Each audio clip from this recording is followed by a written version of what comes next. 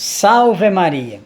Vamos agora começar a entendermos esse poema bíblico dedicado a Nossa Senhora em louvor a Maria Santíssima, que é o ofício. Pois o ofício de Nossa Senhora é um poema bíblico dedicado à Mãe Santíssima. O episódio desta coluna é retirado do segundo livro do Reis, capítulo 20, versículos de 8 a 11, e também do livro do profeta Isaías, capítulo 38, versículos de 7 a 8. E a coluna é esta: Deus vos salve, relógio, que andando atrasado, serviu de sinal ao Verbo encarnado. O que trata o episódio?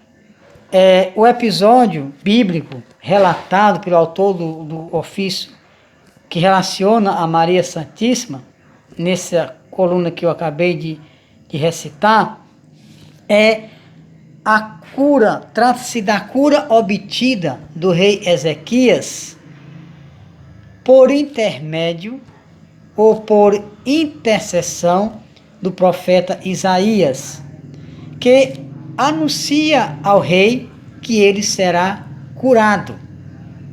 Mas o rei não acredita e pede um sinal do céu para que confirmasse a palavra do profeta. Então, o profeta Isaías diz ao rei que a sombra do relógio com o qual se marcavam as horas no relógio solar iriam atrasar 10 graus, como se as horas do dia voltassem atrás. Porque o profeta diz assim: porque os romanos inventaram já um relógio solar, que era marcado a hora nesse relógio pela a sombra. E quando a sombra marcava o relógio solar, tá aí o nome do relógio solar, ia marcando as horas por graus, certo? É como no breviário. Lembram que as orações breviárias é dividido por etapas? Matinas, de madrugada, laudes, ao raiar do dia, e aí vai, até a noite. Assim era que era contado as horas, né? Era o relógio solar. Então o profeta diz, diante da incredulidade, né, do rei Ezequias, diz: então, amanhã, a sombra do relógio solar atrasará 10 graus. E aí o rei acreditou, porque era impossível ao homem fazer com que o astro-rei, que é o sol, né, e sua sombra atrasasse 10 graus, como tudo aconteceu. História belíssima. Agora vamos entender qual é a relação desse relógio para com a Virgem Santíssima. Para entendermos o que o autor quis comparar, nós temos de ir à carta de Paulo aos Filipenses, né? No capítulo 2, versículo 7. O que vai falar lá nesse versículo da carta aos Filipenses é da encarnação de Jesus Cristo. Diz assim o texto, você depois confira na Bíblia de vocês: sendo rico, tornou-se pobre, esvaziou-se de si mesmo para assumir a condição humana, ou seja, a natureza humana. Eu estou dizendo com minhas palavras, que é minha interpretação, mas na Bíblia vocês vão ver o texto, vão ler o texto na íntegra, como ele foi escrito, certo? Depois recorra à Bíblia Sagrada. Pois bem, então Jesus é a segunda pessoa da Santíssima Trindade, da mesma essência do Pai, da mesma substância do Pai. No credo antigo dizia Filho de Deus substancialmente ao Pai, ou seja, Deus, mas sendo obediente à vontade de seu Pai, ele aceita esvaziar-se de sua divindade e assume humildemente a natureza humana, ou seja, a nossa fragilidade, nossos erros, nossos pecados.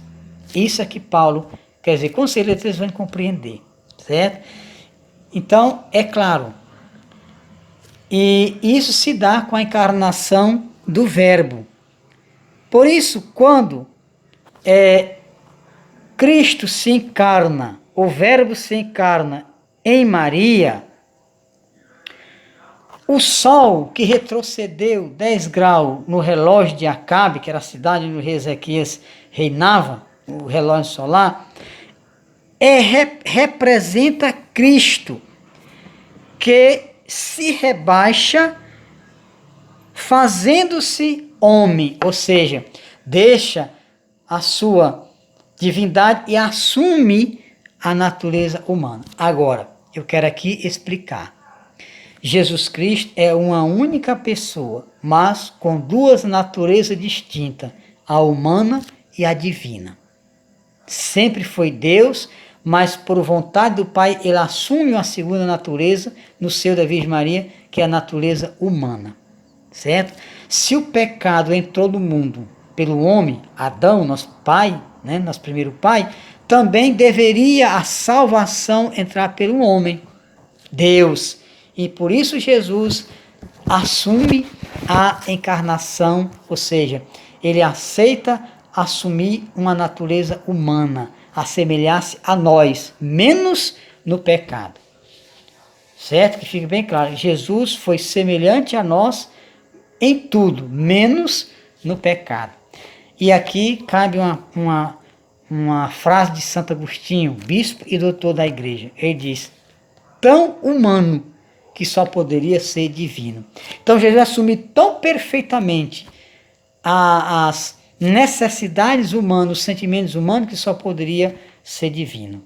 Isso é que é o significado dessa passagem, dessa comparação que o autor, né, o Frei Bernardino Bustis, fez com relação à história do relógio de Acabe com Nossa Senhora. Acho que deu para ficar claro, né? Então é isso. Então Maria, pelo poder do Espírito Santo, é plasmada em seu seio o corpo humano de Jesus Cristo, ela, Maria, é comparada ao relógio, porque no seio de Maria realiza essa aniquilação do sol divino que é Jesus, né? Jesus é o verdadeiro sol, como diz o livro do Apocalipse. Na cidade celeste não precisa de sol, porque o Cordeiro de Deus, Cristo, é o próprio sol que a tudo e a todos ilumina. Que lindo, não é? Então está aí o significado desta coluna do ofício. E de fato, meu irmão congregado, minha irmã congregada, nós devemos imitar os nossos avós, o respeito e o temor que eles tinham a Deus. E quando cantarmos, quer seja na congregação, na nossa casa, nas comunidades, não tenhamos vergonha. Se eu posso, se eu tenho condição de me ajoelhar, quando chegar nesta coluna, ajoelhe-se. Você vai, primeiro de tudo, vai causar um impacto nas pessoas. E com certeza um ou outro vai perguntar por que naquela coluna vocês se ajoelharam. E aí é hora de fazer catequese mariana. Não é bonito? Então, pelo ofício se catequiza. E é uma belíssima catequese o ofício de Nossa Senhora. E assim está a explicação, né, da primeira coluna que nós meditamos hoje. Lindo, não é? Então, que a cada dia nós congregados usemos essa arma poderosa em louvor à Virgem Maria, que é o ofício de Nossa Senhora. Lembrem-se que os antigos muito receberam de Deus, de Jesus, através da execução do ofício de Nossa Senhora com fé e muita piedade. Eu mesmo ganhei muitas graças das mãos de Cristo, pelas mãos intercessoras de Maria Santíssima, rezando o ofício ardentemente de Nossa Senhora, essa belíssima oração que é totalmente bíblica, assim como é o terço. A todos, meus irmãos de fita e de consagração, um abraço. Salve Maria!